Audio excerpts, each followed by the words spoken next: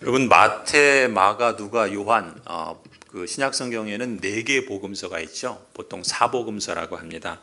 그런데 이 사복음서 전체에서 유일하게 모두 소개되는 예수님의 기적이 단 하나 있습니다. 그 단 하나의 기적 이야기가 바로 오늘 읽은 오병이어, 흔히 우리가 오병이어라고 말하는 이 기적의 사건입니다. 빵 5개와 물고기 2마리, 보통 오병이어로 5천 명을 먹이신 사건, 우리가 이렇게 기억하고 있죠. 이 사복음서 모두에 나온다라고 하는 얘기는 그만큼 중요하다는 것이겠죠. 그럼 어떤 점에서 중요한가? 오늘 우리는 그리스도인의 영광이라는 제목으로 오늘 이 말씀을 함께 나누고자 합니다. 먼저 이 오병이어 이야기는 예수님을 믿고 따르는 사람이 누리게 되는 영광과 기쁨이 구체적으로 무엇인가에 대해서 우리에게 말씀합니다. 더 나아가서는 그렇다면 그 영광과 그 기쁨을 우리는 어떻게 실감할 수 있는가, 그 특권을 실감하는 법에 대해서 우리에게 일깨워주는 말씀입니다. 먼저 이 오병이어 기적 이야기에서 우리가 주목할 대목은 35절이에요. 35절을 한번 보십니다. 예수님께서 사역을 하시는데 어느 날 날이 저물어서 저녁 식사 때가 된 것입니다. 그곳은 빈들이었어요.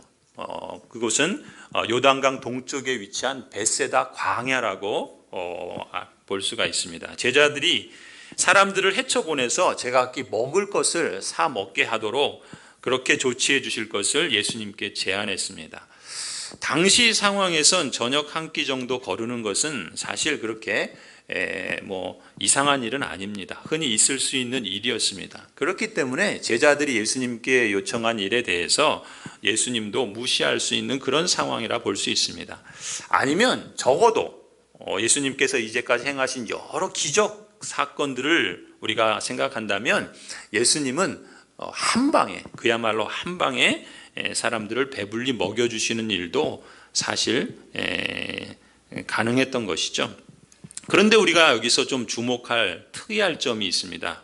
예수님께서 제자들의 이러한 얘기에 뭐라고 말씀하시는가? 37절을 보면은 예수님께서는 굳이 제자들에게 너희가 먹을 것을 줘라 이렇게 말씀하신다는 점이에요.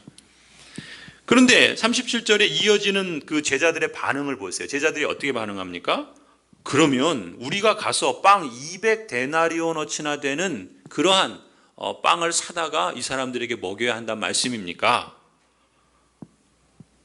사실 제자들의 반응을 보면 예수님의 이러한 요구가 부담스럽고 좀 불가능한 일처럼 느껴지는 것을 짐작할 수가 있습니다. 그렇습니다. 실제로 지금 거기에 모인 사람들을 다 먹이려면 적어도 한 200데나리온 정도의 어치의 그 빵이 필요하다라고 제자들이 나름대로 판단한 것 같은데 1데나리온이 그 당시 근로자의 하루 일당입니다. 그러면 200데나리온이면 거의 10개월치 연봉 정도 되는 결코 적지 않은 그런 돈이라고 할 수 있어요. 그러니까 예수님께서 그 제자들에게 너희가 먹을 것을 사서 주어라 라고 하시는 이 요구는 상당히 부담스러웠던 말씀이라고 볼 수가 있습니다. 예수님께서 그걸 모르실 리가 없겠죠. 제자들에게 부담이 된다는 걸 왜 모르시겠습니까? 그럼에도 불구하고 제자들에게 먹이라, 너희들이 먹이라 요구하셨다는 것이죠. 그렇다면 그러한 요구에는 예수님께서 의도하신 것이 있지 않겠습니까? 예수님의 의도는 무엇이었는가? 우리는 마가복음을 통해서 예수님께서 이제까지 당신이 누구시고 또 무엇을 위해서 오셨는가, 특히 예수님의 설교와 여러 기적 사건 또 가르침들을 통해서 살펴왔습니다. 그런데 예수님은 지금 이제 이 말씀을 통해서 이제까지 예수님만이 하셨던 그 일들을 제자들이 거기에 동참하도록 초대하신다는 것입니다. 37절에 너희가 먹을 것을 주라는 말씀에서 예수님의 이런 의도를 우리가 볼 수 있죠. 또 보시면 이 오병이어 기적이 일어나는 과정에서도 예수님의 의도가 바로 그것이라는 점이 확연하게 드러납니다. 39절을 한번 보세요. 제자들에게 예수님이 명하셔서 그 모인 무리들을 100명씩 50명씩 이렇게 무리를 지어서 푸른 풀밭에 앉게 하십니다. 그리고 예수님이 빵을 떼어서 먼저 제자들에게 주시죠. 그리고 나서 제자들이 사람들에게 그 빵을 나누어 주게 하십니다. 그러니까 예수님은 이 기적의 모든 과정을 시작부터 분배에 이르기까지 제자들을 의도적으로 참여시키는 것을 볼 수가 있어요. 요한복음 17장에 보시면 예수님께서 십자가를 앞두고서 성부 하나님께 기도하는 장면이 나와요. 그 기도에서 예수님께서 제자들을 위해서 이런 기도를 하시는데 18절부터 24절을 한번 보시겠습니다. 아버지께서 나를 세상에 보내신 것과 같이 나도 그들을 세상에 보냈습니다. 나는 이 사람들을 위해서만 비는 것이 아니고 이 사람들의 말을 듣고 나를 믿는 사람들을 위해서도 빕니다. 아버지께서 내 안에 계시고 내가 아버지 안에 있는 것과 같이 그들도 하나가 되어서 우리 안에 있게 하여 주십시오. 그래서 아버지께서 나를 보내셨다는 것을 세상이 믿게 하여 주십시오. 나는 아버지께서 내게 주신 영광을 그들에게 주었습니다. 그것은 우리가 하나인 것과 같이 그들도 하나가 되게 하려는 것입니다. 내가 그들 안에 있고 아버지께서 내 안에 계신 것은 그들이 완전히 하나가 되게 하려는 것입니다. 그것은 또 아버지께서 나를 보내셨다는 것과 아버지께서 나를 사랑하신 것과 같이 그들도 사랑하셨다는 것을 세상이 알게 하려는 것입니다. 아버지께서 내게 주신 사람들도 내가 있는 곳에 나와 함께 있게 하여 주시고 창세전부터 아버지께서 나를 사랑하셔서 내게 주신 내 영광을 그들도 보게 하여 주시기를 빕니다. 이 말씀을 보시면은 성부 하나님께서 아버지께서 예수 그리스도 성자 예수님을 세상에 보내신 거죠. 그런데 아버지께서 아들을 보내신 것과 같이 아들 예수 그리스도께서도 제자들을 세상으로 보낸다라고 말씀하세요. 예수님께서 이 땅에 오셔서 구원의 은혜와 하나님의 사랑을 제자들에게 베풀어 주셨던 것처럼 이제 동일한 방법으로 예수님은 제자들을 세상으로 보내시는 거예요. 제자들만 보내시는 것이 아니라 본문의 말씀처럼 제자들의 말을 듣고 예수님을 믿는 우리도 세상으로 보내신다는 것입니다. 왜요? 이 세상에 보내셔서 예수님이 이 땅에 계시면서 하신 그 일을 예수님과 하나가 되어 그 일을 동역하게 하시기 위함인 거예요. 하나님의 언약 백성은 바로 이 목적을 위해서 부른 겁니다. 우리를 위해서 부르신 것이 아니라 사실은 하나님의 목적을 위해서 우리를 부르셨다는 거예요. 그리스도를 대신하여 우리에게 맡기셨다는 거예요. 이것을 두고 예수님 뭐라 그럽니까? 아버지께서 내게 주신 영광이라 그래요. 그러니까 예수님께서 이 세상에 보냄받은 것은 하나님이 주신 영광이에요. 그렇다면 하나님 예수 그리스도께서 그 제자들 또 나아가서는 우리를 이 세상에 보내신 것은 그것이 바로 영광이라는 것입니다. 창세전부터 성부 아버지께서 성자 예수님을 사랑하셔서 주신 영광, 예수님 뭐라고 기도합니까? 끝에 우리도 제자들도 그 제자들의 말을 듣고 믿는 우리들도 보게 하여 주시기를 빕니다 라고 말씀하고 있다는 거예요. 예수님의 이런 뜻과 의도를 사도 바울은 선명하게 보다 이렇게 표현합니다. 고린도후서 5장 말씀인데요. 한번 보세요. 이 모든 것은 하나님에게서 났습니다. 하나님께서는 그리스도를 내세우셔서 우리를 자기와 화해하게 하시고 또 우리에게 화해의 직분을 맡겨주셨습니다.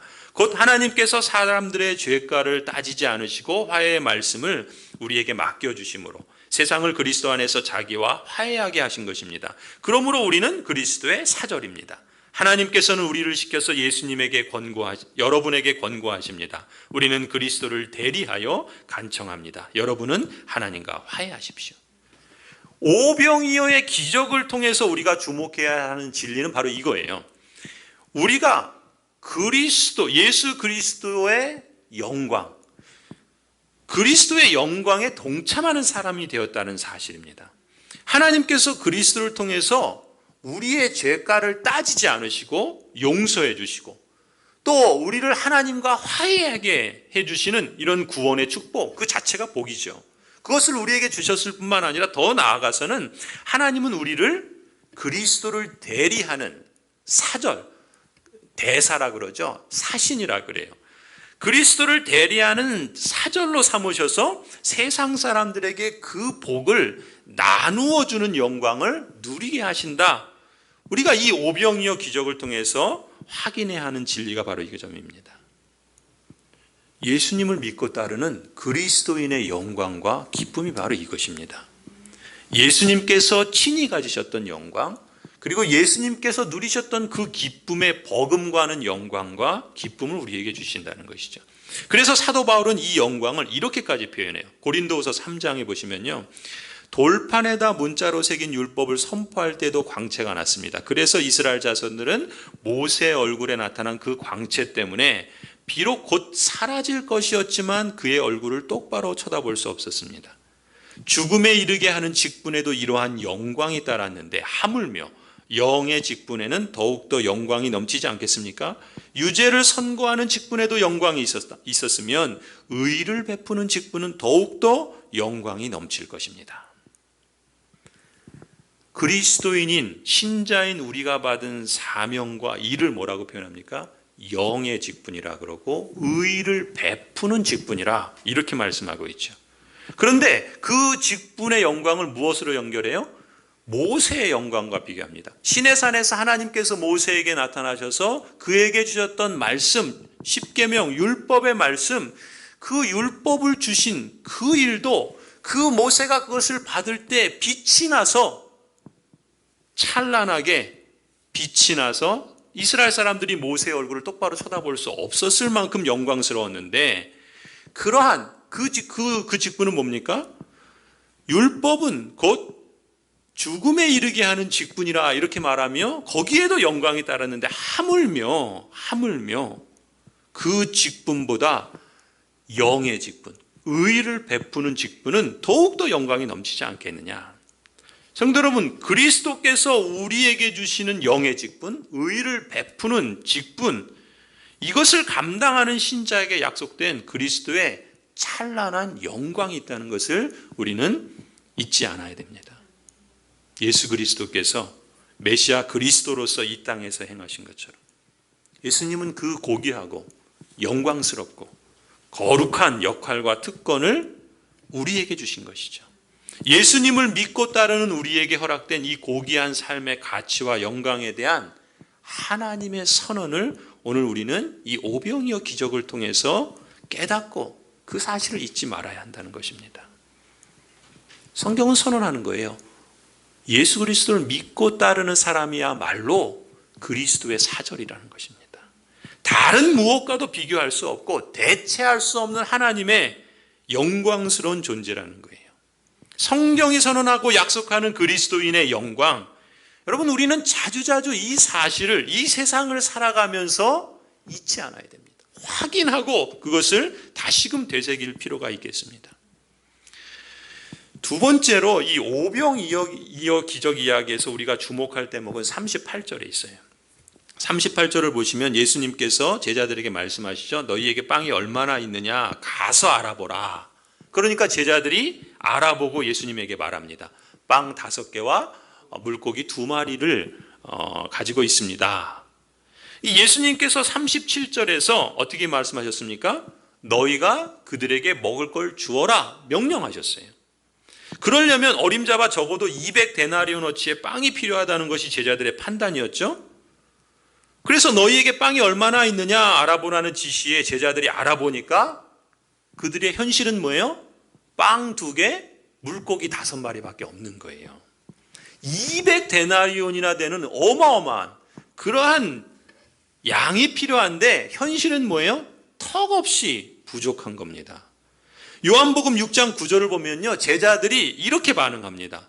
여기에 보리빵 5개와 물고기 2마리를 가지고 있는 한 아이가 있습니다. 그러나 이렇게 많은 사람에게 그것이 무슨 소용이 있겠습니까?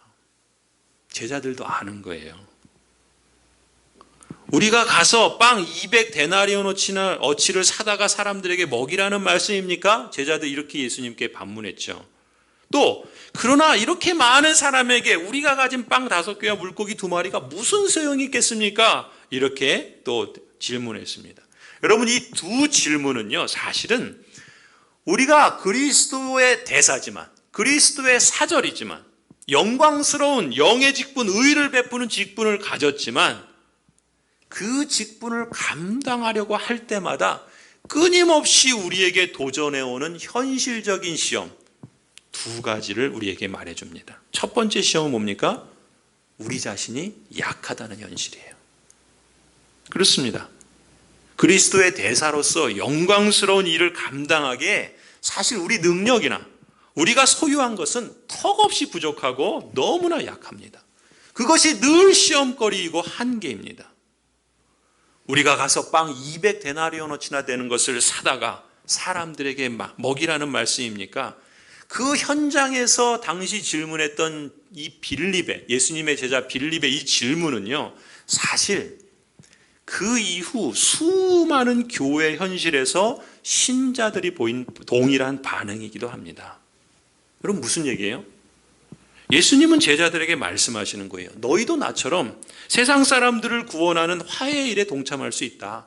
너희는 나처럼 존귀하고 영광스러운 직분을 받았다. 이제 이 땅에서 나를 대신하여 일하는 그리스도의 사절이다. 이렇게 말씀하시면서 그 사역에 우리를 동참하라고 부르시는데 정작 우리는 어떻다는 거예요? 우리 자신을 볼 때 그럴 능력이 없다는 거예요.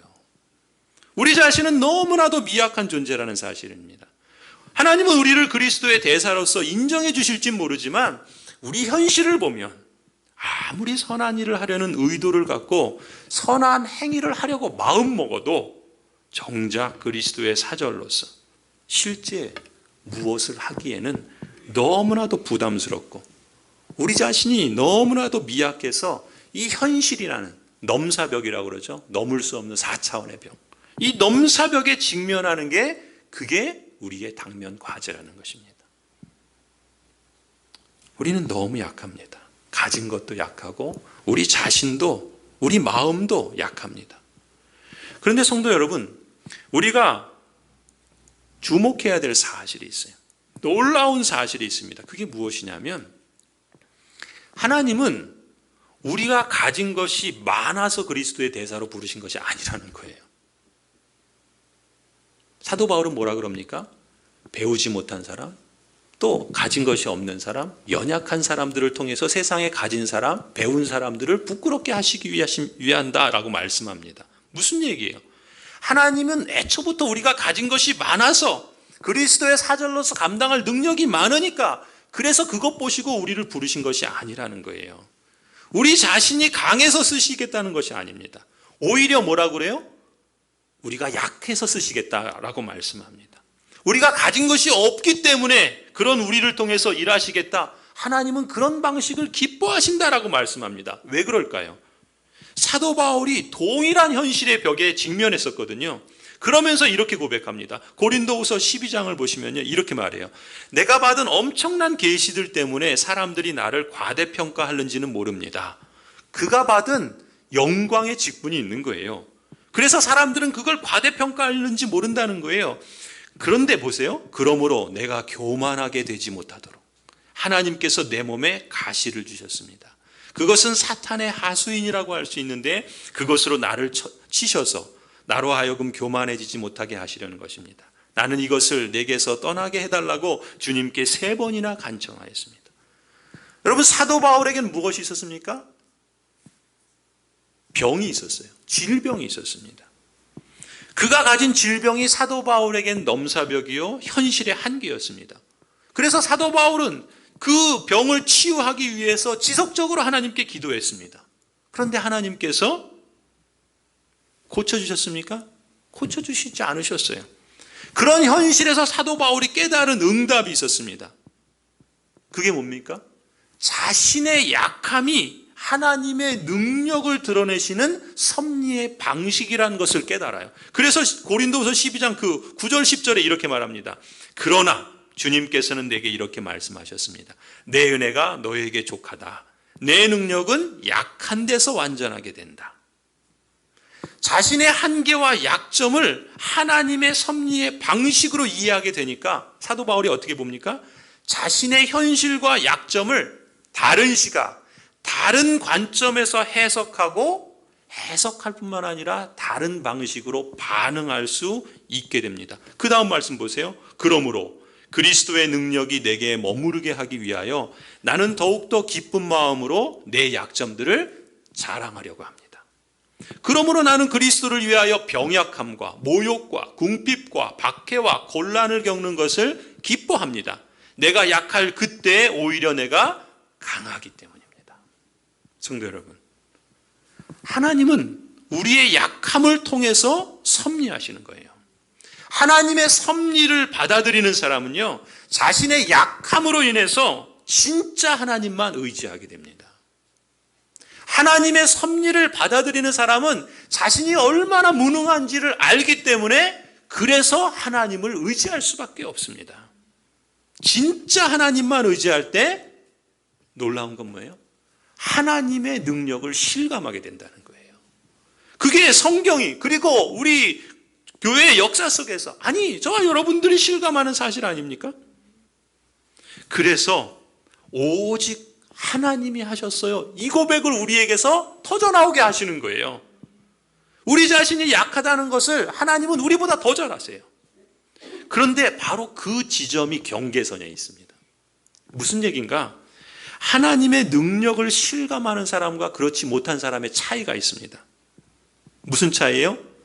그 경계선에서 진짜 하나님을 신뢰하는가, 진짜 하나님의 섭리를 믿고 맡기는가, 그 경계선에서 그 사람이 어떤 선택을 하느냐에 따라서 달라집니다. 그것이 성경이 말하는 사실이고 우리 역사를 통해서 우리가 경험적으로 실감하는 사실입니다. 성도 여러분, 사실 우리는 이 땅에서 부름받은 순간부터 하늘로 부르심 받을 그때까지 그리스도의 사절이라는 자부심과 영광 속의 신앙 여정을 이어가고 있는 겁니다. 아니, 이제부터라도 그렇게 가야 합니다. 우리가 하나님의 대사로서 그리스도의 사절로서 쓰임받고 있다는 것을 우리는 기억해야 한다는 거예요. 하나님께서 섭리하고 계신다는 것을 잊지 마십시오. 하나님의 섭리를 알면 알수록 우리는 역으로 생각하는 마음의 힘을 키우게 됩니다. 다르게 살아가는 능력을 얻게 돼요. 내 자신이 약하다는 건 여러분 그걸 부끄러워할 필요가 없습니다. 예수님을 더 깊이 실제적으로 만나기 위해서는 내가 약한 것이 더 좋은 겁니다. 자신이 강하다고 자랑하고 하나님 의지하지 않아도 자기 힘으로 살 수 있는 사람은요, 바로 그만큼 예수님의 은혜와 하나님의 능력으로부터 멀어지기 마련입니다. 우리가 약하다는 인식이 우리를 그리스도 안에서 더 온전하게 하는 줄 여러분 믿으시기 바랍니다. 두 번째 시험이 있어요. 우리가 그리스도의 대사로서 사역을 감당할 때 또 다른 두 번째 시험은요, 우리가 세상에 줄 수 있는 것이 빵 5개와 물고기 2마리 같이 보잘것없는 것이라는 겁니다. 그게 시험이에요. 여러분, 빵 5개, 요한복음 6장 9절에는 보리빵이라 이렇게 기록하고 있어요. 왜 보리빵이라 요한은 구체적으로 기록했을까? 당시 보리는요, 짐승이나 가축의 먹이로 쓰던 곡물이랍니다. 또 보리는 언제 사용되는가? 간음한 여인이 속죄 제사를 드릴 때 쓰던 제물이 보리랍니다. 보리는 그만큼 보잘것없고 미약한 거예요. 그 보리빵. 그런데 그 보리빵이 많기나 합니까? 그나마 많지도 않아요. 25세 이상의 남자만 20세 이상의 남자만 5,000명이 먹었다 그래요. 여자와 아이들까지 합치면 적어도 10,000명 이상은 좋게 추산할 수 있지 않겠습니까? 그런데 그 10,000명 이상 되는 사람들을 먹이는데 뭘로요? 보리빵 5개, 물고기 2마리. 요한복음 6장 9절 표현대로 이렇게 많은 사람에게 이 보잘것없는 것이 무슨 소용이 있겠습니까? 예수님의 전권을 위임받은 그리스도의 사절로서 영광스러운 일을 감당하는데 사실 우리가 세상에 줄 수 있는 것은 딸랑 이겁니다. 너무 보잘것없고 미약하게 보이는 것. 그래서 그것이 우리에게는 시험의 내용이 되는 거예요. 여러분, 교회 사역에 동참하거나 선교나 구제와 같은 사랑 실천을 하면서 우리가 직면하는 문제도 이런 겁니다. 우리가 나누어 주는 것이요, 마치 바다에 물 한 컵 붓는 정도예요. 그게 무슨 의미가 있겠습니까? 아무리 우리가 행해도 사실 그 정도입니다. 사실 또 우리도 어려워요. 부담스럽습니다. 그런데 꼭 그렇게 해야 합니까? 이왕 할 거면 제대로 준비되었을 때 더 많은 것을 하는 게 낫지 않겠느냐, 이렇게 말할 수도 있어요. 일리가 있는 생각입니다. 그런데 우리가 나누는 것은요, 정말이지 보리빵 5개, 물고기 2마리, 아주 작은 것입니다. 그러나 여기서도 우리가 기억해야 할 것이 있어요. 여러분, 사람에게 충분한 빵과 풍성한 물고기를 베풀어 준다고 해서 사람이 배부른 것이 아닙니다. 아무리 많은 빵과 풍성한 물고기를 제공해 주어도 하루 지나면 다시 배고파져요. 그렇지 않습니까? 예수님도 그걸 아시지만 오병이어 사역에 제자들을 동참케 하세요. 여러분, 오병이어가 갖는 상징성이 있는 겁니다. 우리가 나누는 오병이어는요, 그냥 오병이어로 그치는 것이 아니기 때문인 거예요. 41절 보세요. 예수님께서 빵 5개와 물고기 2마리를 들어서 하늘을 쳐다보시고 축복 기도를 하신 다음에 그 빵을 떼어서 제자들에게 주십니다. 그리고 그걸 받은 제자들이 이제 그 50명, 100명 무리지어 앉아있는 사람들에게 나누어 주게 하십니다. 그리고 사람들이 그걸 먹고 어떻게 됩니까? 모두 배불리 먹었다라고 기록하고 있어요. 여러분, 오병이어 기적은 성만찬을 상징합니다. 오병이어 기적은 예수님의 성만찬을 보여주세요. 고린도전서 11장에 이렇게 말씀하시죠. 내가 여러분에게 전해준 것은 주님으로부터 전해받은 것입니다. 곧 주 예수께서 잡히시던 밤에 빵을 들어서 감사를 드리신 다음에 떼시고 말씀하셨습니다. 이것은 너희를 위하는 내 몸이다. 이것을 행하여 나를 기억하여라. 식후에 잔도 이와 같이 하시고서 말씀하셨습니다. 이 잔은 내 피로 세운 새 언약이다. 너희가 마실 때마다 이것을 행하여 나를 기억하여라. 그러므로 여러분이 이 빵을 먹고 이 잔을 마실 때마다 주님의 죽으심을 그가 오실 때까지 선포하는 것입니다. 여러분, 예수님의 이 오병이어의 기적은 뭡니까? 바로 이 성만찬을 보여주고 있는 거예요. 그리고 진정 사람을 배부르게 하는 것이 뭐라는 거예요? 빵이 아니라 생명의 빵이신 예수님이라는 거예요. 생명의 피이신 예수님의 살과 피, 그것이 진정 사람을 배부르게 한다는 것입니다. 그래서 요한복음 6장 35절에 이렇게 말씀합니다. 예수께서 그들에게 말씀하셨다. 내가 생명의 빵이다. 내게로 오는 사람은 결코 줄이지 않을 것이요 나를 믿는 사람은 다시는 목마르지 않을 것이다. 51절에도 말씀합니다. 나는 하늘에서 내려온 살아있는 빵이다. 이 빵을 먹는 사람은 누구나 영원히 살 것이다. 내가 줄 빵은 나의 살이다. 그것은 세상에 생명을 준다. 예수님 말씀하십니다. 성도 여러분, 우리가 일하고 그래서 우리가 나누어 주는 것은요, 정말 보잘것없는 겁니다.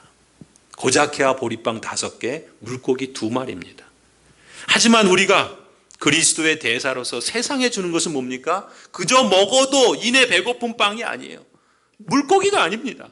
우리가 주는 것은 생명의 빵이에요. 결코 줄이지 않는 생명의 빵입니다. 우리가 나누어 주는 것은 예수님의 생명인 거예요. 다시는 목마르지 않고 누구나 영원히 사는 능력, 그걸 우리는 나누어 주고 있는 겁니다. 우리의 보잘것없는 그걸 통해서 하나님은 그 영광스러운 하나님의 생명과 능력을 드러내시기를 원하신다는 것이에요. 누굴 통해서요? 그 제자들의 헌신과 사역을 통해서요. 여러분, 그런 점에서 우리는 썩을 양식을 위해서 일하는 것이 아닙니다. 영생하도록 있는 양식을 위해서 일하는 겁니다. 우리는 썩을 양식을 배 터지도록 제공해 줌으로써 하나님의 일을 하는 게 아니에요. 섬김과 수고를 통해서 일함으로써 영생하도록 하는 영의 양식을 나누는 것입니다. 그것이 여러 다양한 모습으로 나타나는 것이에요. 여러분, 우리 자신이 약한 자라고, 우리가 가진 것이, 우리가 주는 것이 작은 것이라고 주눅들 필요 없어요. 부끄러워할 필요도 없습니다. 오히려 우리는 자랑스러워 하셔도 좋습니다. 그래서 사도 바울은 로마서 1장에 이렇게 고백해요. 나는 복음을 부끄러워하지 않습니다. 이 복음은 유대 사람을 비롯하여 그리스 사람에 이르기까지 모든 사람을 구원하는 하나님의 능력이기 때문에 그렇습니다. 우리가 나누고 일하는 것이 구원을 주시는 하나님의 능력이라는 자부심이 있어야 됩니다. 눈에 보이는 것에 속으시면 안 돼요. 하나님의 능력을 우리는 나누고 있다는 것을 기억해야 합니다. 그게 저와 여러분이 가진 직분이고 특권입니다. 영광스러운 그리스도의 대사로서 누려야 할 영광인 거예요. 설교를 마무리합니다. 여러분, 우리는 존귀하신 하나님의 전권을 위임받은 그리스도의 사절입니다.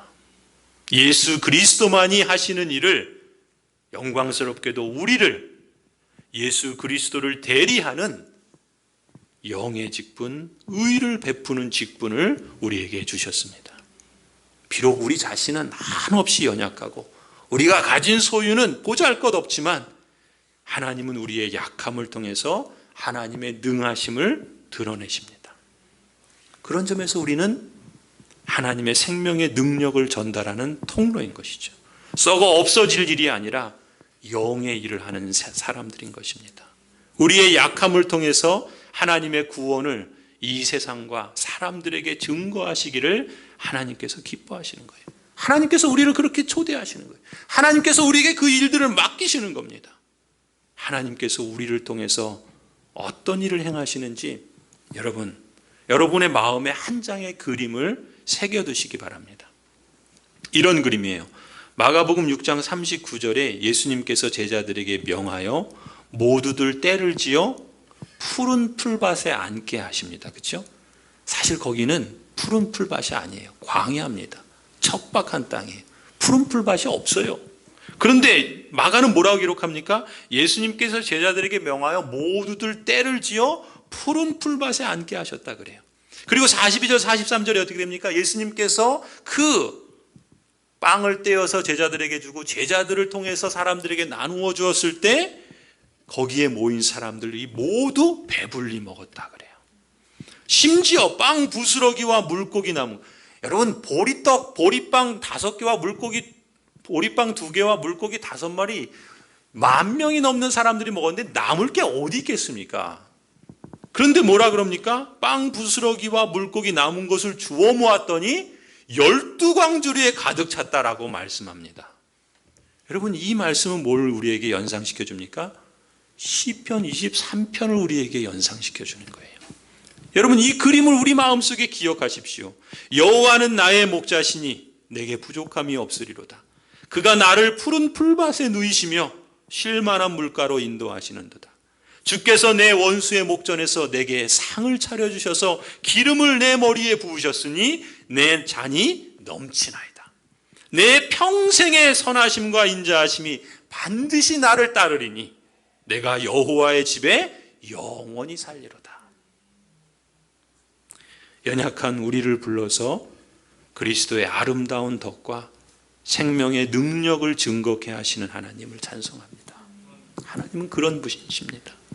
그리고 이토록 영광스러운 부르심의 길을 이제 저와 여러분 모두가 순종으로 걸어가는 은혜가 있기를 간절히 축원합니다.